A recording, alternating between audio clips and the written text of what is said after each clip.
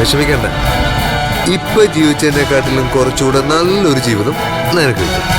പക്ഷേ അതിന് നീയും കൂടി വിചാരിക്കണം. മനസ്സിലായില്ല. ഞാൻ നോക്കിക്കോളാം നിന്നെ. ഞാൻ പറയുന്ന അനുസരിച്ച് ജീവിച്ച മഹാറാണിയെ പോലെ നിനക്ക് കഴിയാം. നീ എന്താ ഉദ്ദേശിക്കുന്നേ? എനിക്ക് നിന്നെ കല്യാണം കഴിക്കണമെന്നുണ്ട്. നിനക്കും അതറിയാവുന്നതാണല്ലോ. നീ അതിന് സമ്മതമോ? ഇല്ലെങ്കിലേ പെരുവഴി കടന്ന് തീരും നിന്റെ ജീവിതം. സിദ്ധു ഒന്നും നിന്നെ നോക്കാൻ പോകുന്നില്ല. അതിന് ചന്ദ്ര സമ്മതിക്കില്ല. ചന്ദ്ര മരിച്ചില്ലേ? അതെ, എന്നാലും കൃത്യമായിട്ട് അത് ഉറപ്പിക്കാറായിട്ടില്ലല്ലോ. നീയും സിദ്ധുവും തമ്മിൽ കാണുന്നത് പോലും ചന്ദ്രയ്ക്ക് ഇഷ്ടമല്ല. അത് ചന്ദ്ര തടയും. പിന്നെ മനോഹരൻ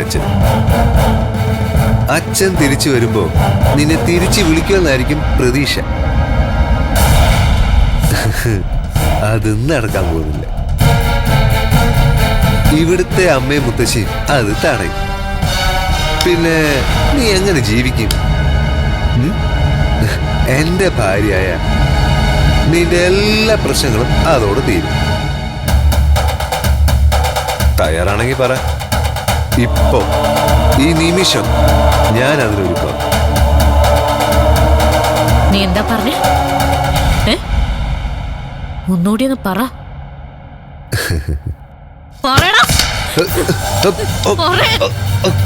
കൊന്നുകളയുന്നേ.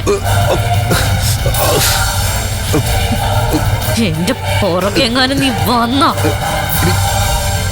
പിന്നെ നീ ജീവിച്ചിരിക്കില്ല.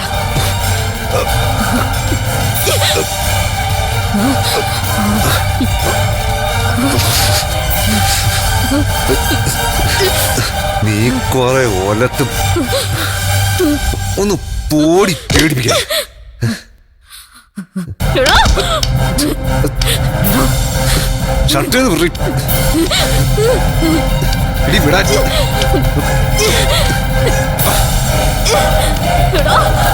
വിടാനോ പറഞ്ഞ